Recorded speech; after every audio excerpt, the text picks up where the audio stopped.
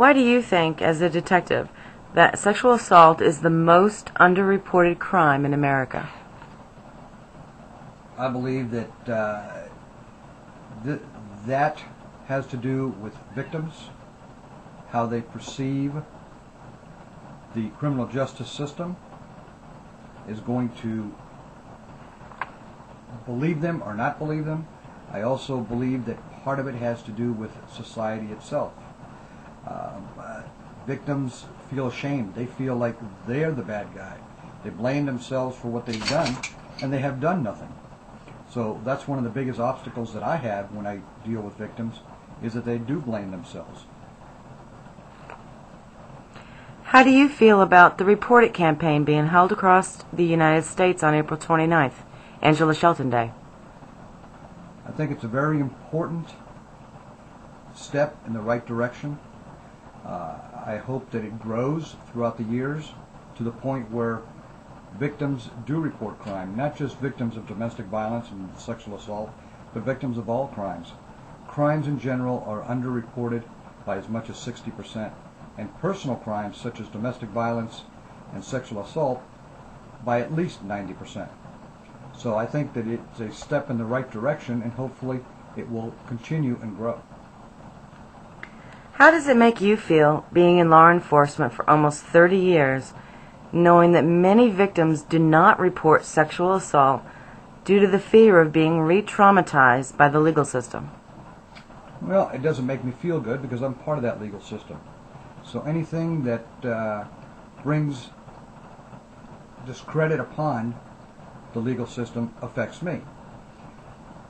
Victims need to pursue their cases to the fullest extent of the law.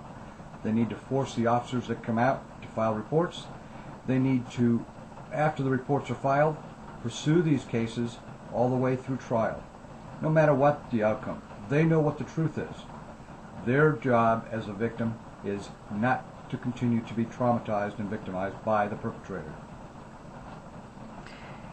If there was something that you could say to other law enforcement officials or other officers, what is it that you would what is it that you would say to them in regards to not re-traumatizing victims of sexual assault? Well, I guess the first thing that I could say to them is, put yourself in the place of that woman's husband or father or brother, or better yet, put your daughter or your mother or your wife in the place of that victim. How would you want them treated? That's how you should treat the victim. If later on you find out that the victim has lied or circumstances change, you can always change your perception. But once you have victimized the victim a second time, they will never trust you again. How do you think we as a community can help the victims from feeling this way? First, communities in general need to educate themselves, and they need to change the way they look at these crimes.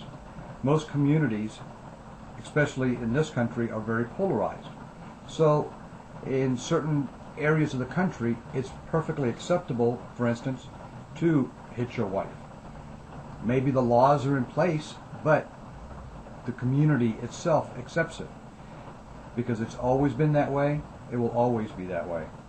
So that has to change. Once that changes, the community needs to look at the victims as what they are. They are victims, and the perpetrator is the bad guy. And the perpetrator is the one that needs to face the music. He's the one that needs to go to court. They need to support the victims by rendering just verdicts and by giving them the help that they need. Why do you think that some officers discount people reporting abuse or assault? Well, there's numerous reasons why that occurs. One is the upbringing of the individual. Secondly is they may have been abused as children themselves. Thirdly, as adults, they may be abusers themselves. Fourthly, they may be apathetic to the crime. There are some officers that don't particularly like handling domestic crimes. And lastly, and probably most importantly, it's the training or lack thereof. They need to be trained and they need to be held accountable for putting that training into action. And last question. Has sexual assault touched your life in any way? Yes, my wife is a survivor of sexual assault when she was a child. She's also a domestic violence survivor from her first husband and from a relationship after her first husband. And I can say that having been with her for 22 years and being married 10 years, I have seen tremendous growth in her. That growth has taken its toll on me at times, but we have grown together. And I understand more today about domestic violence and sexual assault than I ever did.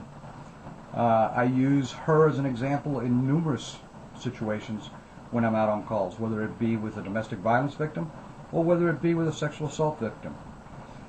Her growth has been such that I am extremely proud of where she is today.